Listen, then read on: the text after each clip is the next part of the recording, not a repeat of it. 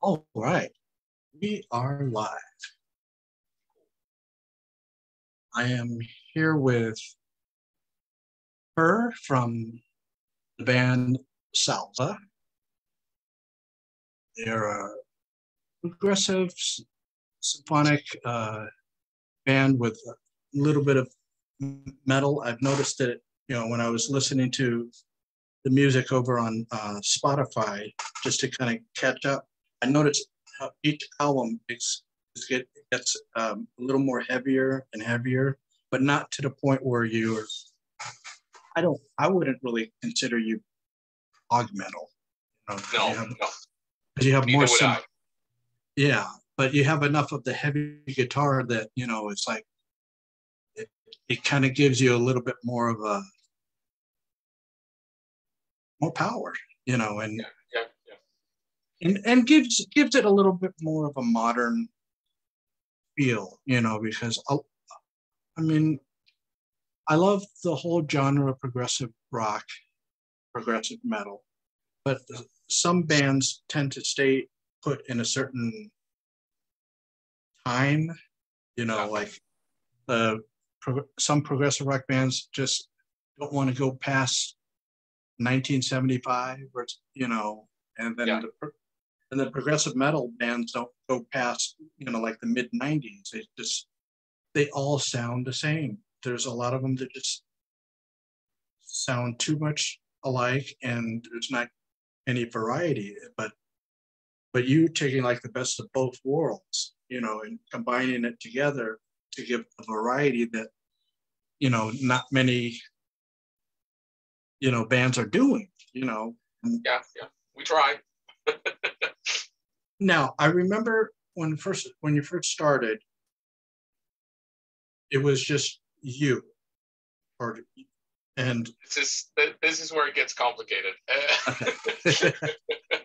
No, it has, how should I put this?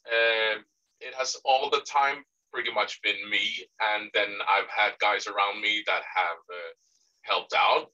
And so, I mean, first album we were a trio. It was me and Stefan, who plays the lead guitar, and Johan, who's the main keyboard player. And I play a little bit of everything. And for the second album, we recruited a drummer and a bass player as well. At first album, I did the bass, and then the drums were basically programmed. So from the second album, we were a full band, but I mean, it's been my baby all along, pretty much. And the stuff that I consider myself unable to play, I get the guys in to play. So that's basically the setup. That's good. Yeah. Because I reviewed your first three. And after that, I don't know what happened. I didn't know what happened to your band. I mean, that was in 2012. I mean, I think the internet really started, with these reviews and everything, really was at its height around 2015, 2016, somewhere in that area. Yeah.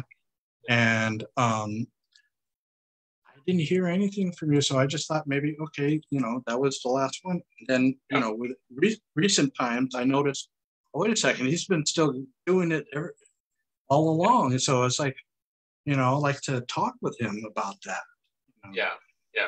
No, I think the main reason was that for the first two albums, we put it out on our own label. So I was doing all the promotion and stuff. And that's when you and I had contact first at Progressive Ears, right? I believe so, yeah. Yeah, and then for our third album, we got signed to White Knight Records in the UK, and I remember I told Will, who is the main guy over there, together with Rob Reed from Magenta. Yes, okay, I know that label. Yeah. So I remember I told him to send you a copy of the third album. And I did get that one. Yeah. And then I think because I let go of the sending of CDs to for reviews and stuff after we got signed to them. So I don't know why you didn't get any more, because I thought like we had like a mailing list or like a list of reviewers and stuff, but right. I don't know what happened. I think it just happens, it's like when, the more, I guess maybe the more the people on the mailing list, it's like you tend, I mean, I don't know about you, but I tend to look at things, recent things, not like from the beginning. So it's like, I can understand how that slipped through the cracks, Yeah.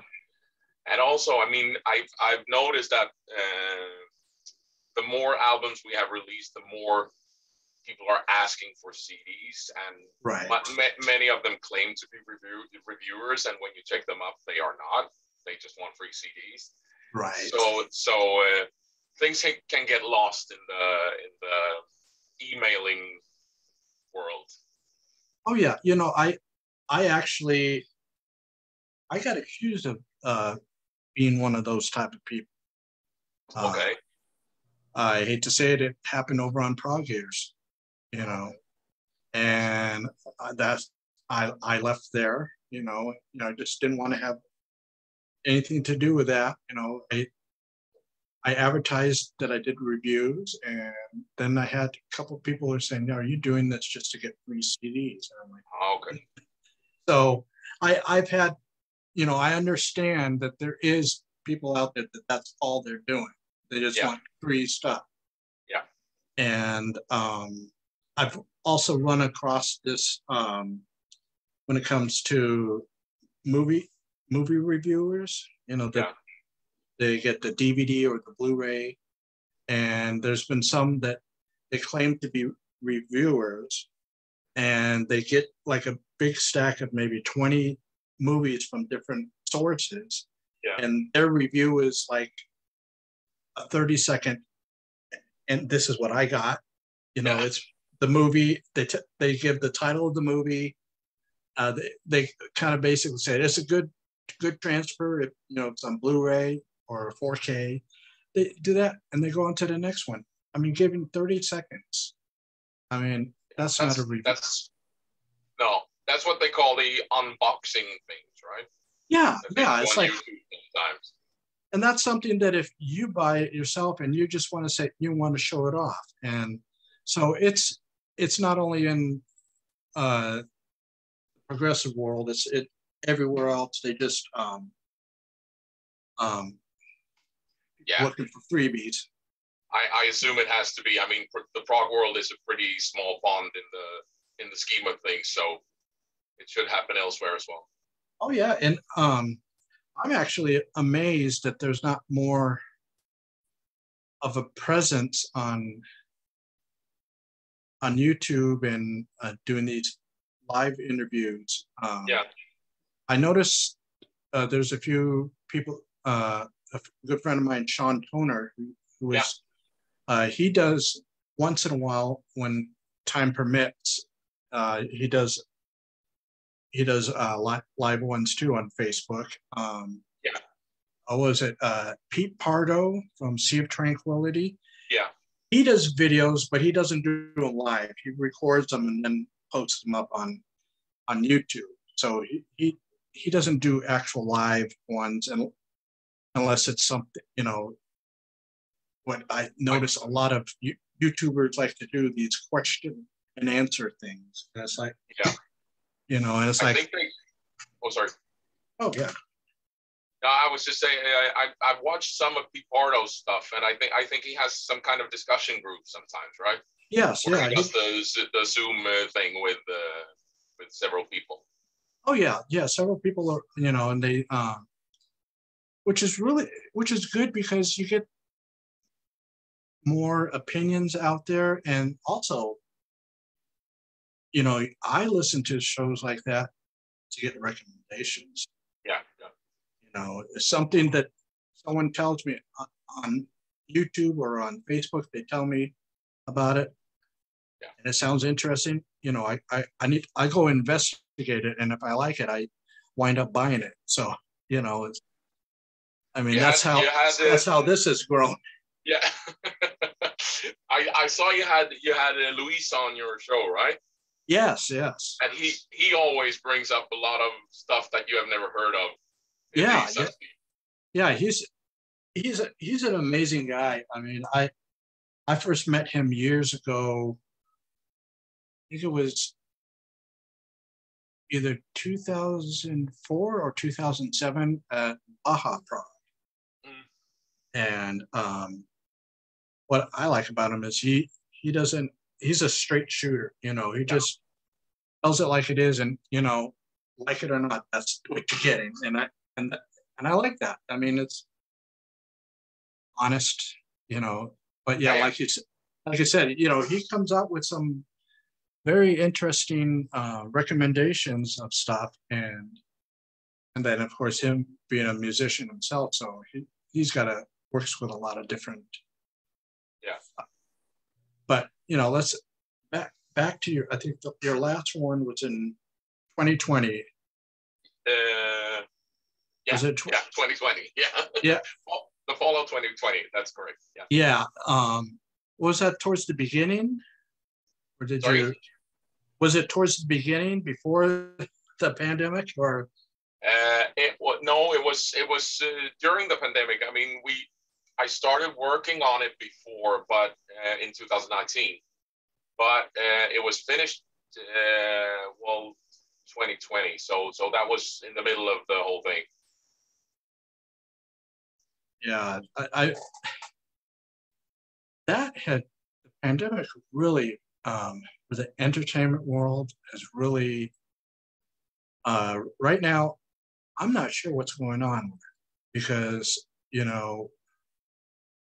in some aspects, I think we're getting back too soon. Yeah.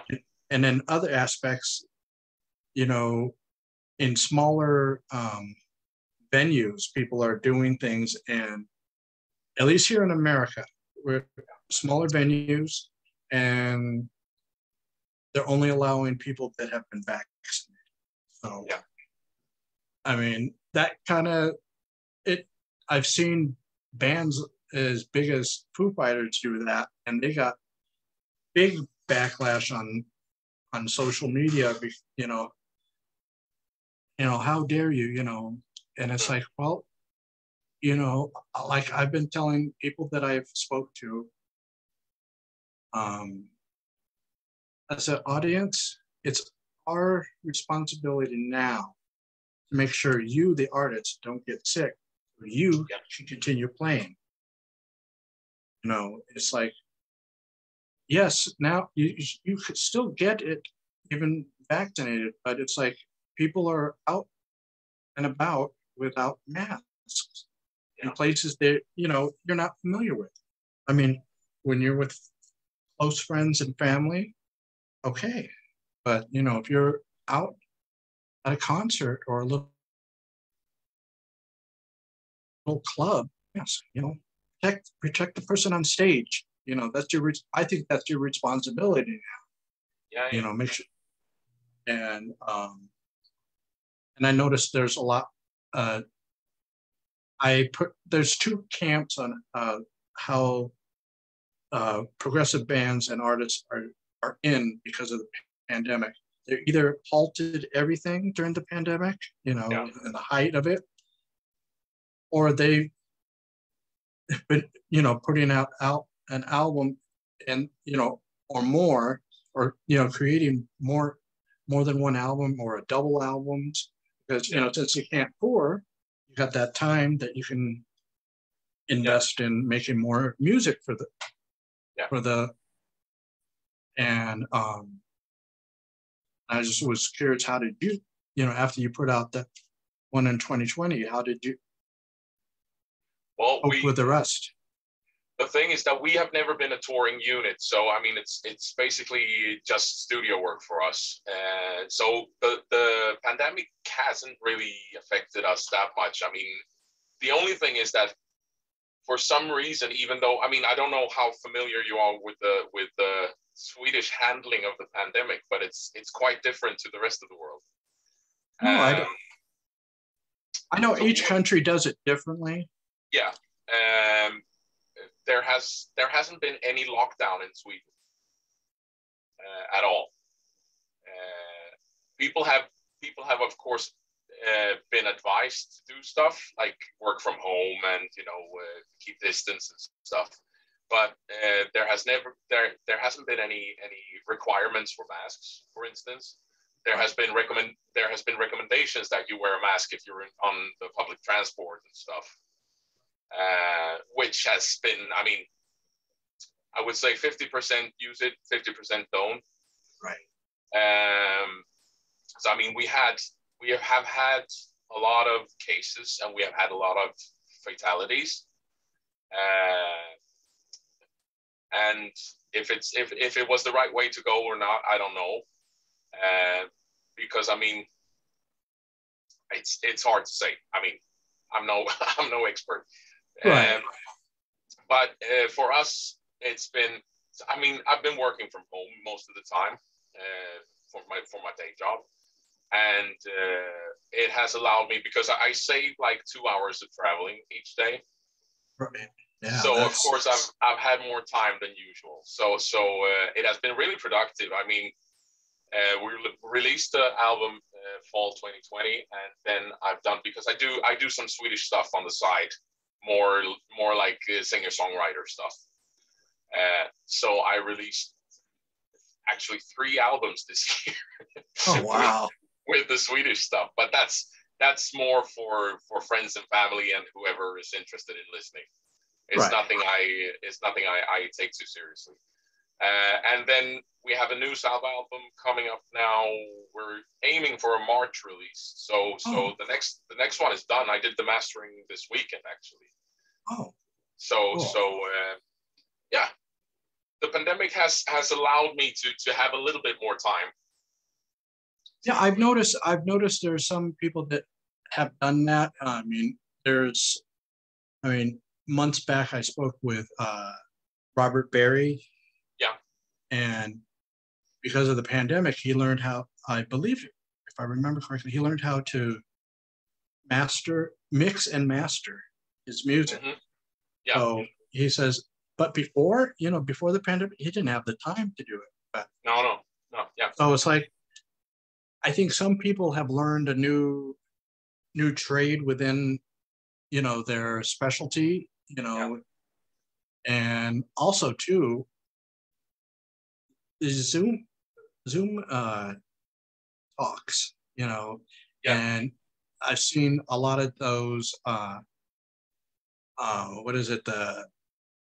isolation videos where the different musicians, they record their parts and someone pieces it together and mixes it, and you get some, a lot of that. And I think it was a few bands, including, was it the Pineapple Thief, did a live stream concert. Yeah. So it's like, and that's the one thing that I've been trying, kind of pushing, not heavily, but just pushing, that said, that could be the future for people that, for bands that if they're not able to tour, they can get themselves set up in a studio or a small theater, get a recording company, video company, and do a live stream, and then also too for people that, because, we know that Prague isn't super popular, so they can't get to every city in the world, so or every country for that matter, so here's live stream. Now you can get everybody. Yeah, absolutely. I mean, I hope that we get back to where bands can tour again, of course. But I mean, it's a good compliment to. Oh yeah, I think for right now, it's an alternative. Yeah. To the regular touring, but then when regular touring comes back, this can be an addition to. Yeah. It's like if you're only touring, let's say in Europe, you're only touring three cities, you know, Paris, Berlin, and I don't know any, Madrid. Let's say those three. You know, those are the ones first. You can, at either one of those, you can do a live stream, and then you're going to be able to get everybody that's ever bought your CDs will be able to watch you. Yeah. And then, and especially at the comfort of their own home, they don't have to have. I mean, they don't have to have the guy in front of them with the camera. No, and I mean, it could be a substitute to when bands put out like DVDs or like Blu-rays or whatever. I mean, it could be a more direct way of both reaching your fans and the financial aspect as well. Yeah, you know. So maybe that's the way to go. I don't know. Yeah, you know, I know that the bands that they're playing live, they need to have the energy of the audience, and then the audience needs energy. It's almost like you're cohabiting like each other, you know, a symbiotic relationship. You know, it's like you're playing something great. I love the way you sounded up there, and you know, I'm gonna cheer, and then you hear the cheering, so it's like, oh, I'm doing a good job tonight. You know, I'm gonna give them some more. You know, it's like we feed off of each other. You know, and so I do understand, and I know there's a lot of touring that's been postponed. I'm hearing there's a lot of bands that are dropping out of that Cruise to the Edge that's going to be coming up in April. Well, I think it's April, March or April, but I'm hoping that the Rossfest, you know, is going to be safe, because, you know, that needs to continue. Yeah. You know? When is that? I think that's going to be in May. Okay. And it's the only major festival that I know of in North America. I mean, we have smaller ones, but that's the only major one right now. I mean, remember at the time we had Near Fest and Prague Day on the East Coast of America, and then on the West Coast we had Prague Fest, and then down in Mexico you had Baja Prague. And so all those are gone. And Rossfest is they came towards the end of those four. So, and it's the only one still going. I mean, we have a new one, small one in New Jersey called Prague Stop. And they do more local acts. I mean, but they've also done in 2020 and in 2021 live streaming of their shows. So they offered both. And then 2021 is, if you're going to be in the theater, they only sold 300 tickets or so, and you had to be vaccinated, you know. So they were doing it responsibly, and then also offering live stream for people that couldn't make it, you know. Yeah. Because even, you know, live streaming would be great, because also too, it's expensive to travel on the airplane, you know. Here in America, and you know, going international is even more expensive. So you know, it has a lot of positive things for it, going for it. So you have any the title of the new one? Or is it to be announced? No, it's fine.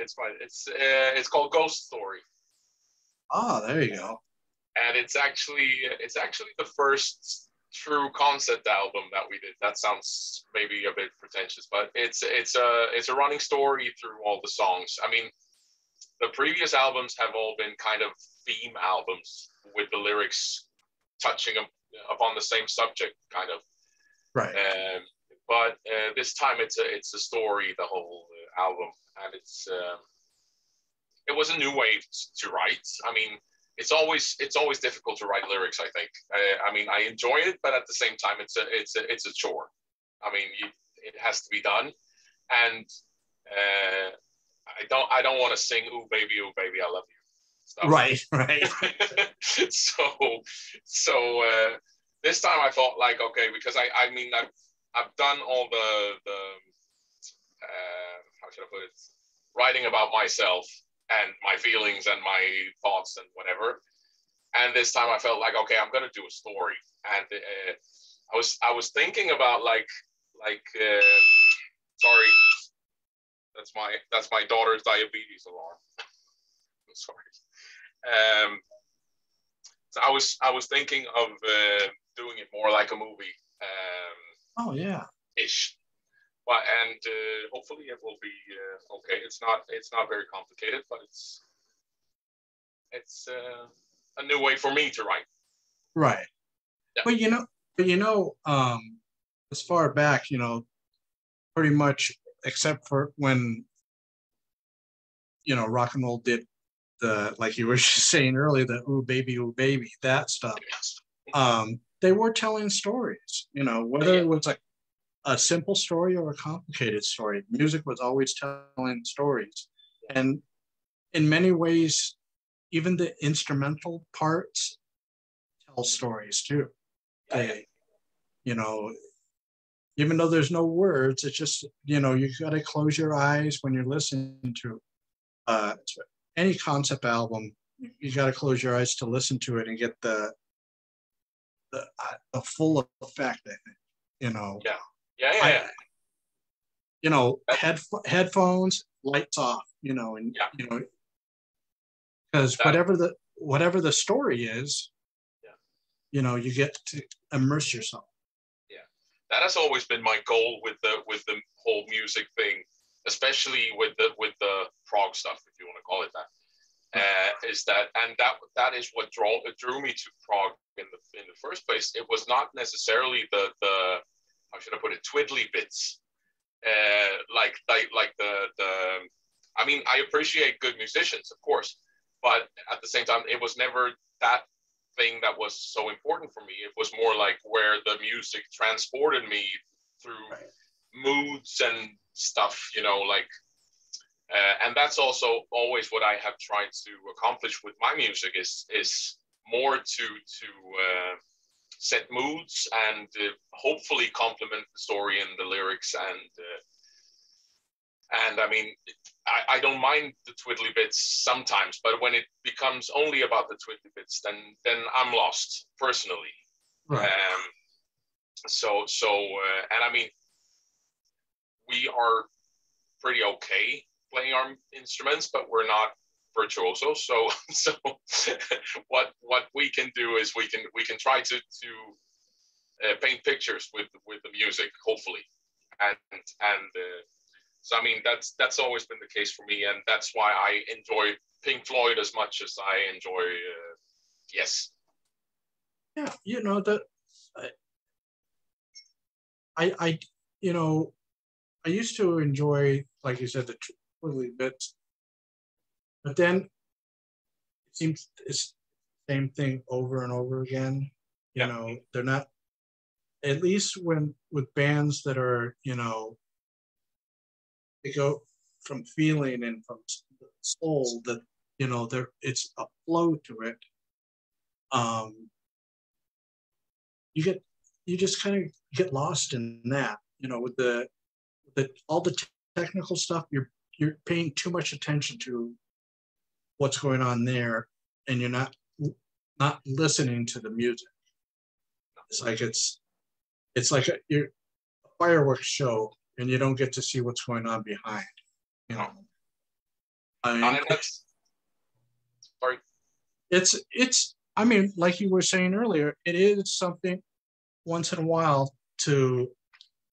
I mean, I don't know how they would say it in the musicians, but it's I would say one of those little twiddly bit it's good for an accent here and there, you know, just kind of just to give you a little spark, and you know, and then get back to the story, you know. Yeah, and I mean, like it's usually for me. I mean, I'm only speaking from my perspective, and if someone likes bands that only do Twiddly Bits, then that's totally fine. I'm not trying to knock anyone, or their tastes. But for me, it's always been like, I mean, if you take a band like Genesis, for instance, or for Jethro Tull, they have plenty of fiddly bits, but it's usually to transition from one part to the other, or you know, you never lose the sight of the melody and the drama in the music. Yeah. I mean, but it's a personal preference, and like I said, that's always what we try to do is to more set moods and of course be a bit adventurous, but not necessarily in the technical aspects of things. Well, you know, there's a lot of those bands now more than ever that are diving into the more technical. Yeah. And it's nice when, you know, I mean, a lot of my favorite bands actually, you know, come out of your area. You know, it's like, you know, of course, obvious, you know, the Flower Kings. Yeah. You know, and Anecdote, you know. Yeah. So we're lucky to see both of those bands. Yeah. So, but there's something about the way Swedish progressive rock comes up. It's like, it's progressive rock, but it's, you know, it has a different, almost, you know, folk, but not folk music, but it just has a folk thing. Yeah, it could be a lot. I mean, that's what I feel sometimes also, is that a lot of the Swedish and Scandinavian bands, they have that folk stuff somewhere in the back, and it kind of influences the melodies and stuff. I think a lot of the Scandinavian bands are really melodic. Yes. Which is something that I appreciate personally, but I don't know where it comes from, but it seems that's how it is. And I mean, the Flower Kings and that kind of stuff is really great. That's a bit more like staying true to the 70s ideals, right? Which I can appreciate, absolutely. And then you have some bands who are pushing the envelope, which I really like as well. Like for instance, Pain of Salvation, or you have the Norwegian band Leprous, which I really like as well, and discovered pretty recently, actually. So I mean, there is a lot of stuff happening, and it's nice to see that the movement is still moving. Yeah. I mean, we had that resurgence in the early 90s, and that festival in Los Angeles, Prague Fest, benefited from that, because on their first one, they had Anglegard. Yeah. And then they brought them back the second year, and then they brought Anecdote, White Willow, and Landberg, that I can remember. I'm not sure if any other Scandinavian prog band was there or not, but those were the ones that I remember. Yeah. I know the promoter of that show, he was very heavy into bands from your region, and also Italian progressive rock. Which their brand of prog has a different sound too. It's like it's uniquely, you can listen to a band and you can say, okay, they have to be from, you know, this region in the world, you know, because I think they just incorporate the music of the region. Yeah. You know, exactly. just the same as like any of the UK bands. Sometimes deep down they'll have, you know, that Celtic feel to it. Yeah. And then, you know, American bands will have a more jazzy blues feeling to it, you know. So it's like, you know, every region of the world has something. But then you get the ones that, no matter where they're from, that they're trying to copy a certain sound. Yeah, You yeah, know? yeah, yeah.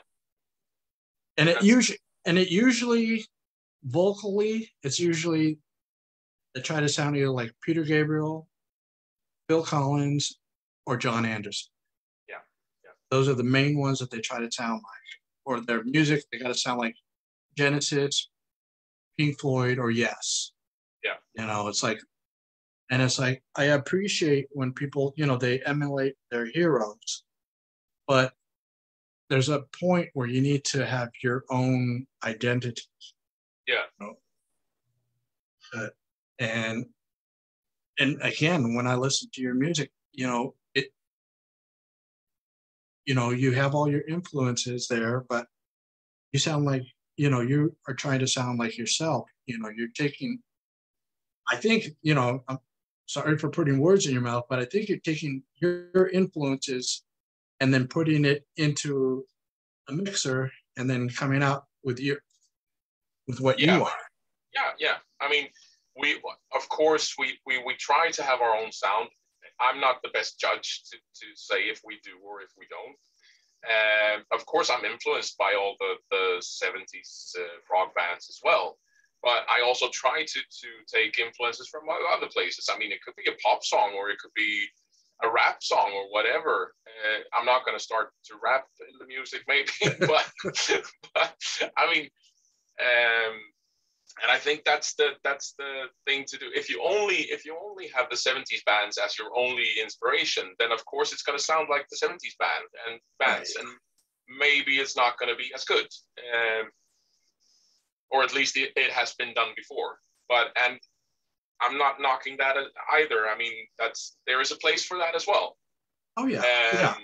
But for me and for us, it's we try to be as I shouldn't say original, because I mean everything has pretty much been done in music, right. but we try to do our own mix, and if people like it, then it's wonderful, of course. But the main thing is that we like it ourselves. Of course, that's always the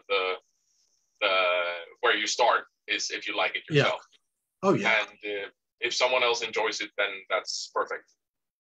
Oh yeah, you know, it's like, I know a lot of people, they're very perfectionist about their music, and they may not feel it's good, but you know, the audience, you know, they're the ones that are, you know, the ultimate judges of what, you know, what's good and what's not good, you know. And CD sales or digital sales, you know, show it. And that's where I always come to streaming. Yeah. Now, I've seen both the pros and cons of it. Yeah. I know that they don't give a lot for, and the only way to achieve a lot is to get a lot of listens. Yeah. So I've been basically saying this, okay, buy the CD, and if you can't get to the CD wherever you are, you're out, you know, taking a walk, and you have your phone or your, you know, iPod or whatever. Yeah. You listen to it on a streaming site like Spotify. So the band has already gotten the money for the CD. Now they're getting some extra money. Yeah. Not a lot, but it's just extra. And the band doesn't really have to do any of the marketing. No. You know, it's been done for you, you know, especially when when they get the algorithm right, when they recommend you something. I mean, I had one where I was looking for, I wanted to see what bands were there. So I just typed in, the first band came to mind was Flower Kings. And then they gave me some rap thing. And I was like, oh no, that's not nowhere near that. It's like, I mean, so that's the one thing is the algorithms when they work right, you get good recommendations, but it's like, so I tell people, again, buy CDs. If they don't have CDs available, buy their digital copies of their albums. Yeah. And for the love of everything, put it up on a cloud, because you never know if your device, whether it's a computer, tablet, or a phone, if it decides to, die on you, and then if you don't have that digital music up on the cloud, you got to go and buy it again. Yeah. And who knows by that time, it may not be available anymore. So it's like, it's always good to back it up if you have digital copies. Yeah. And then just use Spotify as an addition to, don't use it as your main. And I think that's what the younger generation doesn't seem to understand. No. They think music just automatically appears, and that it doesn't, and it's like they don't understand that it costs money for the musicians, to buy those wonderful instruments behind you, and to you buy this, the recording devices to record your music and mix it. Those things cost money, and the gear, the amps, those cost money too, and to maintain them. So it's like, I think they need to be educated that it's not free. Yeah. No, it's. I mean, most kids today, I don't think that they don't know anything else. Music has been free. They're free their whole life. So I mean, they haven't grown up buying records and stuff. Right. Talk about the really young kids. So I think it would be hard to get back to some sort of way where the artists can earn more for their recorded output. But at the same time, I mean, it's also the record companies. I mean, they are taking a lion's share of the little money that is generated from the streams. So I mean, that has to be, I think, a lot of artists these days who are not signed to a label and put their music on Spotify and stuff, they actually earn more per stream than the bigger artists do. Right. Because their record companies are taking a big portion of the right money from streams. But also too, when it comes to getting stuff from streaming, we're of the same generation where we want albums, and it's like, I don't see how, at least with a record, you had 45 minutes max. A CD, you get about 79 minutes max. Now with a digital, it can be unlimited. If you wanted to put out a 3-hour rock opera, you could. Yeah. I mean, I don't know if anybody's going to sit through it, but you can do it. I mean, there's no time constraints, and same with streaming. Is you could put out your concept album, and then people are only going to pick out certain songs from it and not understand. And so that's where I think streaming is not on the positive side, because if a band puts out a concept album, the whole goal for you, the listener, is to listen to it from the beginning to the end, and with no, no interruption, No. and and I think today a lot of people, younger generation, our generation, because of all sorts of streaming, our attention spans are getting smaller and smaller. Yeah. I mean, I look at my daughter, and I mean, there is not that in her and her friends, they don't have the same interest in music anymore that we did, which we of course think is totally sad. But at the same time, it's I mean, we're getting old. There's and their attention span is like 1 minute. I mean, they go through their TikTok videos and stuff, and it's like these short clips and stuff, and they are not interested in sitting through a whole album. Right. So, I mean, and I don't think we will get back to that, unfortunately, because like you said, I mean, an album for us is a work of art, and it's something to be enjoyed and to digest in one sitting, hopefully. But the kids today, they don't see it that way. No. I mean, it's sad, but it's the reality. But once in a while, you get this, I guess, special occasion where a kid gets excited because they got a record player. Someone maybe the age of your daughter, let's say, gets a record player and excited, and it's like, what can I export now? That's my window to different worlds. Yeah. So it's like when those people appear on our radar, so to speak, we have to, in a way, kind of celebrate them. Yeah.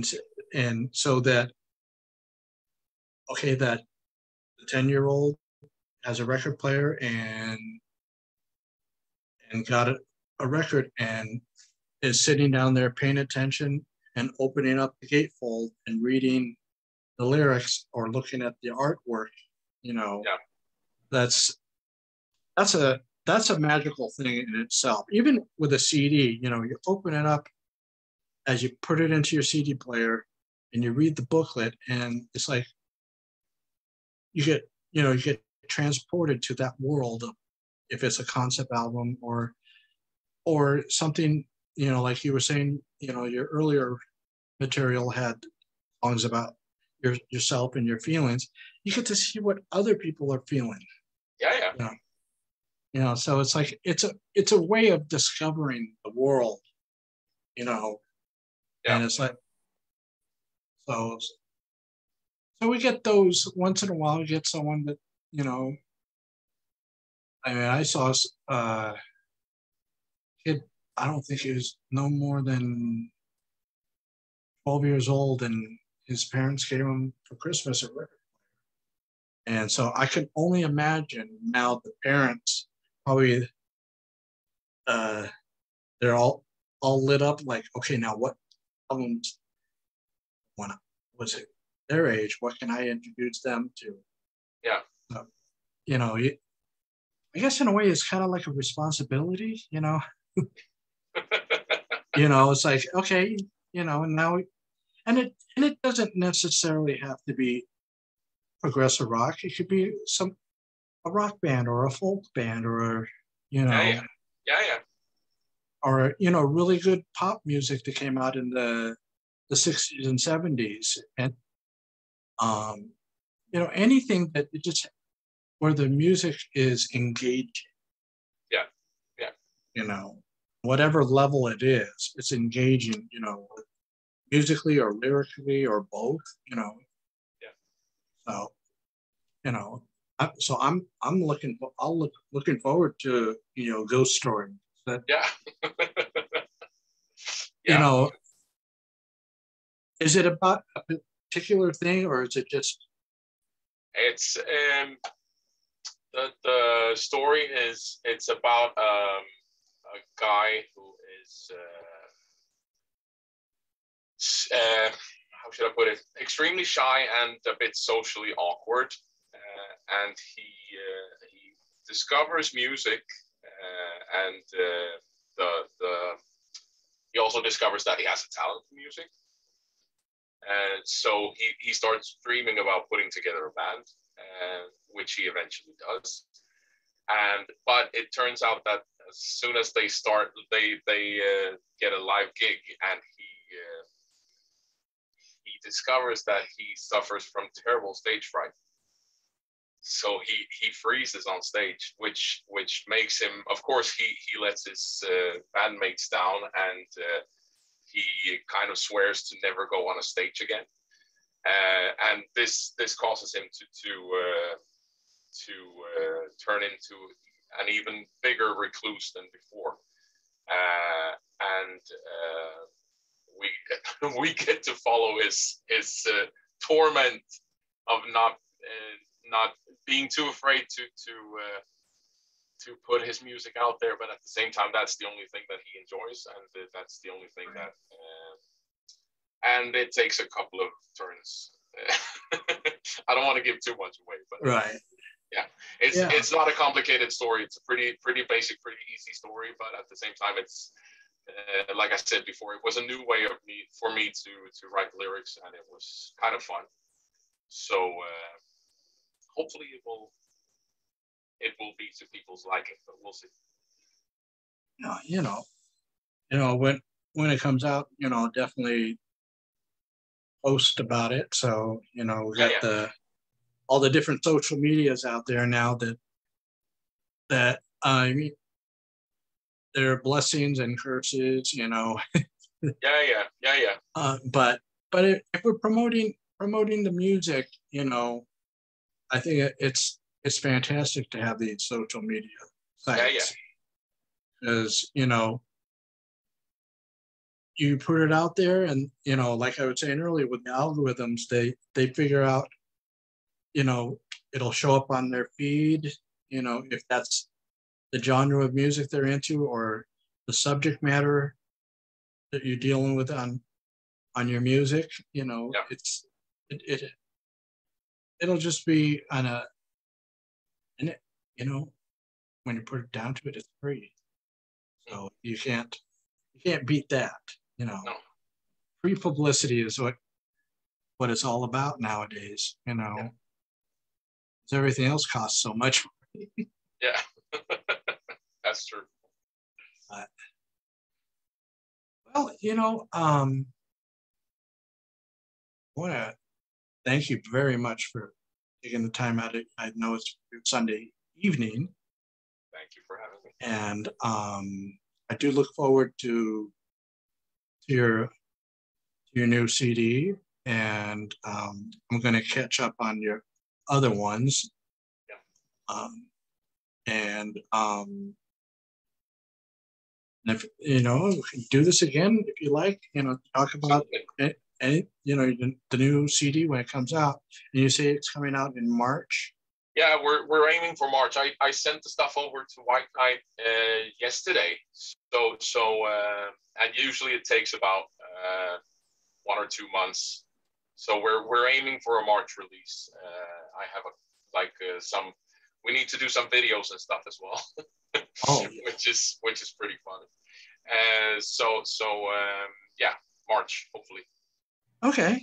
Yeah. Well, we'll do it again then. Absolutely, I would be happy to. So I thank you very much, Per. I do appreciate it, and it's nice to finally we get the talk, even though we're not in person. We get to talk. Yeah. Put a face to the words. Exactly. Yeah. Exactly. Yeah. Thank you for having me. Oh, you're welcome. And I'll talk with you soon. Yeah. Perfect. All right. Thank you again.